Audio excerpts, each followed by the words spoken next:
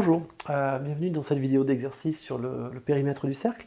Donc j'imagine une situation où on a deux petites puces, tic et tac, qui sont sur le dos de leur chien, hein, ça c'est le dos du chien.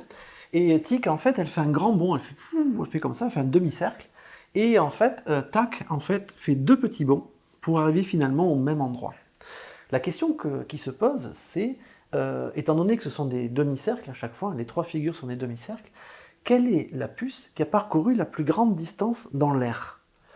Horizontalement, ils ont parcouru la même distance, hein, puisque les deux ont parcouru les 40 cm qui sont ici, puisque ça fait 20 cm, ça fait 20 cm aussi, donc toutes les deux ont avancé de 40 cm. Mais dans l'air, est-ce que c'est elle qui a fait la plus grande distance, ou est-ce que c'est tac qui a fait la plus grande distance? Eh bien, je vous laisse réfléchir à ce problème. Calculez-moi la distance parcourue par tic, la distance parcourue par tac, et comparez-les. Laquelle a gagné, tic ou tac?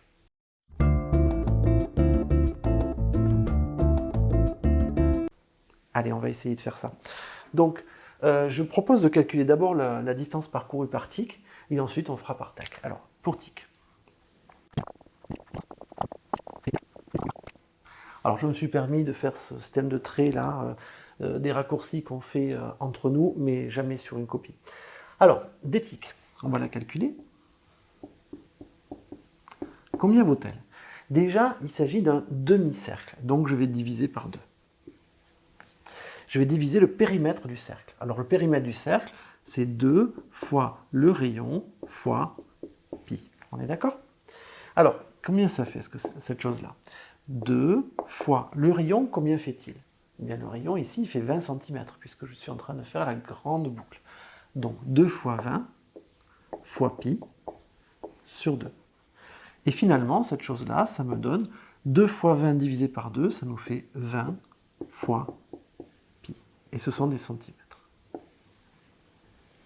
Donc finalement, d'éthique, elle a parcouru 20 fois pi centimètres. Et surtout, je n'arrondis pas. Je ne fais pas le calcul approché, puisqu'en fait, je suis en train de comparer. Imaginez que mon arrondi ne soit pas assez précis, que les deux nombres que j'obtienne soient proches. Je ne pourrai plus comparer. Hein. Donc, je garde la valeur exacte et au besoin, à la fin, si j'en ai besoin, je rendirai. Mais on arrondit toujours à la fin des calculs, jamais en cours de route. Allez, maintenant, on va calculer des tacs. Donc, des tacs, combien est-ce que ça fait? Eh bien, je vais avoir deux fois le même travail.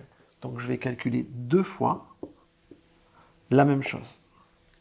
Qu'est-ce que c'est que cette chose? Eh bien, c'est un demi-cercle. Donc, je vais diviser par 2. Et qu'est-ce que je vais diviser par 2? La formule du cercle. 2 fois rayon fois pi. Alors attention à ne pas vous emmêler avec tous ces deux. Hein. Ce 2-là, c'est le 2 de la formule. 2 fois rayon fois pi. Ce 2-là, c'est le 2 par lequel on divise pour avoir un demi-cercle. Et ce 2-là, c'est le 2 par lequel on multiplie pour avoir deux demi-cercles. En fait. On a 3 2 qui ont des rôles tout à fait différents. Allez, maintenant, je vais essayer d'arranger tout ça. Alors déjà, je vois que si jamais je divise par 2 et que je multiplie par 2, c'est comme si je faisais rien, en fait. Si je prends un nombre, je divise par 2 et que je multiplie par 2, il revient lui-même.